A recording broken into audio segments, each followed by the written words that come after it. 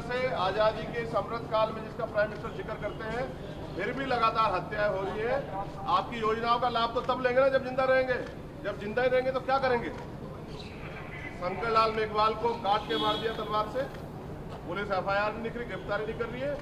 राजकुमार जाटव को यहाँ मार दिया गोली से गाजियाबाद में, समझौते का दबाव बना रहे हैं, गुंडागर्दी कर रहे हैं।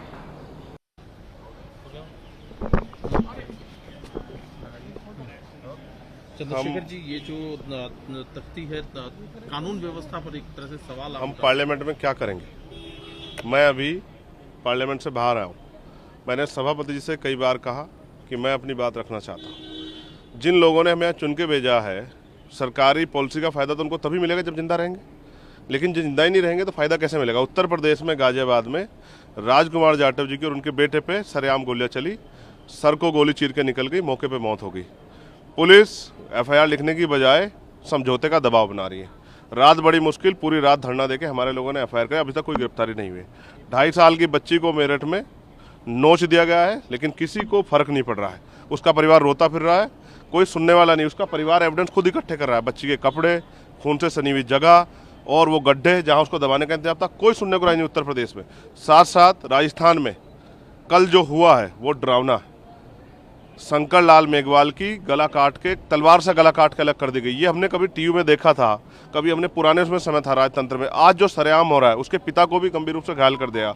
वो आरएमएल में किस तरह से जो है, एक आरएमएल में यहाँ है और एक दूसरे वहीं राजस्थान में अपना इलाज करा रही है। ये जो दुर्दशा हो रही है, हम क्या करेंगे पार्लियामेंट में अगर अपने लोगों की आवाज़ नहीं उठा सकते हैं? अगर पार्लियामेंट हमें बोलने का मौका नहीं देंगी तो हम सड़कों बोलेंगे। लेकिन सच ये है कि उत्तर प्रदेश राजस्थान में कानून व्यवस्था ध्वस्त हो चुकी है और वहाँ बैठे मुख्यमंत्री तानाशाही में इतने खोए हुए हैं कि उनको जनता का दुख दर्द नहीं दिख रहा है। क्या कहें, किससे कहें? कोई सुनने वाला नहीं है पार्लियामेंट में, कोई सुनने को राजी नहीं। क्या करेंगे पार्लियामेंट में? क्या फायदा हमारा पार्लियामेंट में अगर हम दलितों के दमन पे आवाज नहीं उठा सकते? ये गुंडागर्दी की सरकार, इसी का सबक 2019 में 2024 में उत्तर प्रदेश की जनता ने भारतीय जनता पार्टी को सिखाया और आने वाले कल में और सबक सिखाया जाएगा। अगर कानून व्यवस्था अच्छी नहीं होगी, बहन बेटियों की रक्षा नहीं होगी और दलितों पे जो जुल्म हो रहा है वो बंद नहीं होगा, तो इससे बुरे परिणाम होंगे। ये बात मेरी आप याद रखना। और अंदर बैठे जो लोग हैं वो ये ना समझे कि हमारी संख्या नहीं बढ़ेगी। आने वाले कल में हमारी संख्या बढ़ेगी और अगर संख्या के आधार पर बोलने का मौका मिलेगा तो हम अपनी संख्या बढ़ाएंगे, लेकिन ये जुल्म हम लोग बर्दाश्त नहीं करेंगे। मेरे सीने में आग लगी है क्योंकि मेरे लोगों को मारा जा रहा है। मैं क्या करूं? यहाँ कोई सुनने वाला नहीं, ना यहाँ कोई सुनने वाला, ना बाहर कोई सुनने वाला। और इस गुंडागर्दी की सरकार का अंत निश्चित है। ये बात उत्तर प्रदेश के मुख्यमंत्री जान लें।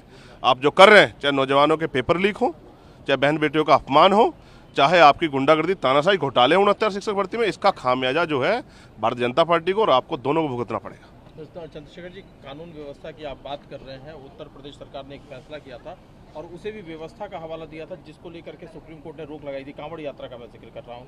आज पिटीशन दायर करते हुए उत्तर प्रदेश सरकार अपने फैसले का बचाव कर रही है। वो कह रही है कि ये ट्रांसपेरेंसी बरकरार रहे, इसके लिए ये किया जो भर्ती आ रही है उसमें भी ट्रांसपेरेंसी रख लो। 69 शिक्षक भर्ती में 20,000 पदों घोटाला किया है, 6,800 नियुक्तियां आपने जारी की थी, उसका भी, उसमें भी ट्रांसपेरेंसी रख लो।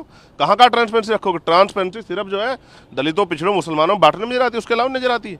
मैं फिर आपसे कह रहा हूँ, अगर सुप्रीम कोर्ट नहीं होता तो शायद उत्तर प्रदेश सरकार कभी ये मान पाती कि उन्होंने जो फैसला किया था, उन्होंने जो ऑर्डर पास किया था वो गलत था। ये मैं कह रहा हूँ, इसको ये निहायत सड़े हुए गुंडई के फैसले, इनका जो है इंतजाम उत्तर प्रदेश की जनता करने जा रही है और आप देखना उपचुनाव में भी सूर समेत सबक जो है भारतीय जनता पार्टी को जनता सिखाएगी।